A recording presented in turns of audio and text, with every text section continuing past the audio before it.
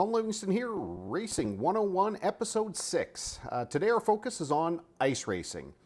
Candidly, ice racing is something that I knew nothing about aside from the fact that it existed. I was blown away by how well run and how much fun these competitors got to have. Spent the weekend out at Cooking Lake for a 2-day event. Got to see all kinds of interesting cars, different configurations, studded tires, non-studded tires. But what blew me away was the popularity of the Chevette. Now, as a kid, Chevette was not exactly a highly desired car. I think most of us probably owned one at one point or another. And back in the day, you would pay somewhere between $350 and about $700, at least when I was going to school. Now Chevettes can command upwards of $5,000 because they're that popular to get out and do this form of ice racing. The next little bit, we'll go over some of the cars that are available, some of the different configurations, and what you can expect if you're interested in attending or participating. This was an ideal day. Beautiful weather, blue sunny skies, race cars, and getting to watch airplanes take off and land throughout the day. These race cars all started out as street cars, but they get modified with the addition of a roll cage, a racing seat, and 5-point harness. In addition, the drivers have to wear basic safety equipment, including a helmet, fireproof coveralls, and gloves. Here's the inside of Sean Polak's number 64 that was competing. Up until this weekend, this car had spent the last 21 years in a barn. The team spent considerable amount of time converting this car from summer racing to winter racing, including having their tires studded before this weekend's race.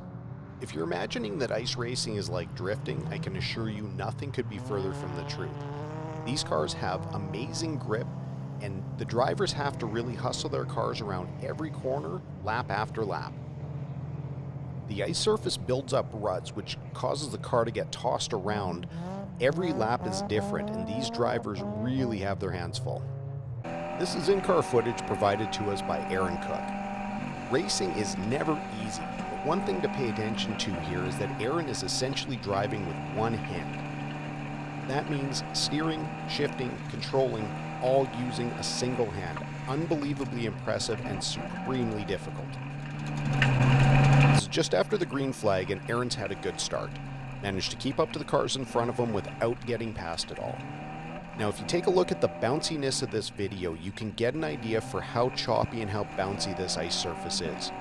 The other thing to pay attention to are the right side mirrors of Aaron's car, which will let you know how tight some of these fields are and how close the racing can be.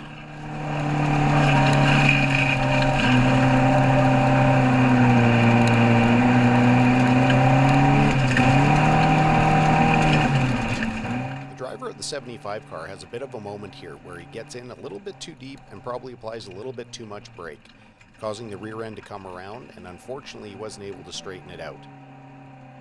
So a light contact results in the car hitting the bank, but Aaron does a great job getting his car straightened away, and then unfortunately gets a little help from behind, spinning him back into the bank, sending him to the back of the field, and that's unfortunately pretty much day done. Thanks for watching.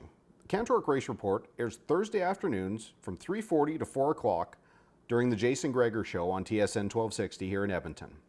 We'll have another episode of Racing 101 in a couple weeks.